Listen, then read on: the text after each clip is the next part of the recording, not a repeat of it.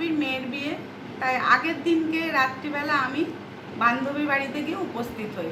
কেননা বান্ধবীর আর কেউ ছিল না, ওর সাথে সাথে একটু করে দেওয়ার জন্য বা ওর সব কাজে একটু সঙ্গ দেওয়ার জন্য আমি আগের দিনকে চলে গেছি বান্ধবীর বাড়িতে। তারপরের দিনকে মেয়ের বিয়ে ছিল।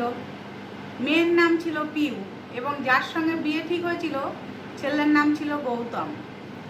তা যথারীতি পরের দিন সকাল হলো, দধিমঙ্গল হলো, যা যা নিয়ম আছে সব করা হলো, দুপুরে জল ভরা হলো, গায়ে হলুদ হলো, বিয়ের সব নিয়ম পালন হলো। রাত্রে বর এসছে সন্ধ্যাবেলা, বর আসার পরে বিয়েতে বসছে, বিয়েতে বসার পরে ব্রাহ্মণ সব কিছু যেমন দান করে সব কিছু দান করেছে বরকে। দান করার পরে বর সব কিছু নিয়েছে। এবার বলেছে মেয়ে নিয়ে আসো। মেয়ে যখন বিয়ের পিঁড়িতে বসলো এসে, তখন বলেছে মেয়েকে কে দান করবে, ব্রাহ্মণ বলেছে। তখন ছেলে বলেছে, গৌতম বলেছে, মানে নতুন বর, দান মানে মেয়েকে দান আবার কে করবে? দান কি? দান তো জিনিসপত্র হয় শুনেছি, কিন্তু কোনো মেয়েকে যে কেউ দান করে বা কোনো মানুষকে কেউ দান করে সেটা তো আমার জানা ছিল না। তখন ব্রাহ্মণ বলেছিল এটাই নিয়ম বাবা, এটা করতে হয়। এবং যে দান করবে বলে বসেছিল সেও বলছে হ্যাঁ বাবা দান করতে হয়, না হলে মেয়ে পরের ঘরে যাবে, তাকে তো দান করতে হবে। কেন, এ কি জিনিস নাকি? জিনিসপত্র দান করেছেন আমি নিয়েছি, কিন্তু আপনার মেয়েটা তো জিনিস নয় যে আপনি দান করবেন। তখন জামাইয়ের কথা শুনে সবাই খুব মানে খুবই খুশি হয়েছে, এবার নিয়মটাও তো করতে হবে। সবাই আবার নিয়মের কথাও বলছে।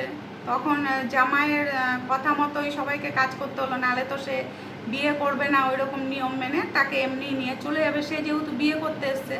তা জামাইয়ের কথা মতো সম্প্রদানে আর কলা হলো না। তারপরে বিয়ে টিয়ে নিয়ম করে বিয়ে টিয়ে হয়ে গেল, ভালোভাবে বিয়ে হলো এবং রাত চলে গেল। এবার পরের দিন যখন সকালবেলা মেয়ে বিদায় হবে, মেয়ে বিদায়ের সময় তখন কনকাঞ্জলি বলে একটা নিয়ম আছে, যে দুমুঠো চাল দিয়ে মার কাছে দিয়ে বলতে হয় যে তোমাদের সব ঋণ শোধ করে দিয়ে গেলাম। কিন্তু ছেলেটি যখন দেখলো যে এই নিয়মটা হবে, চাল দিয়ে ওকে বলা হবে যে এই নিয়মটা করো, তখন ছেলেটি প্রতিবাদ করলো।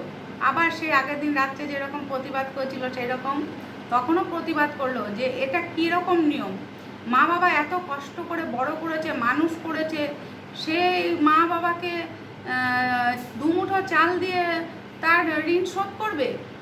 তখন তার মধ্যে তার বাবা ছিল না, যেহেতু মা একা ছিল, তাই শাশুড়ি মাকে জামাই কাছে ডেকে, মানে গৌতম কাছে ডেকে বললো, মা এই নিয়ম আপনি করবেন না, আমি এইসব নিয়ম একদম পছন্দ করি না।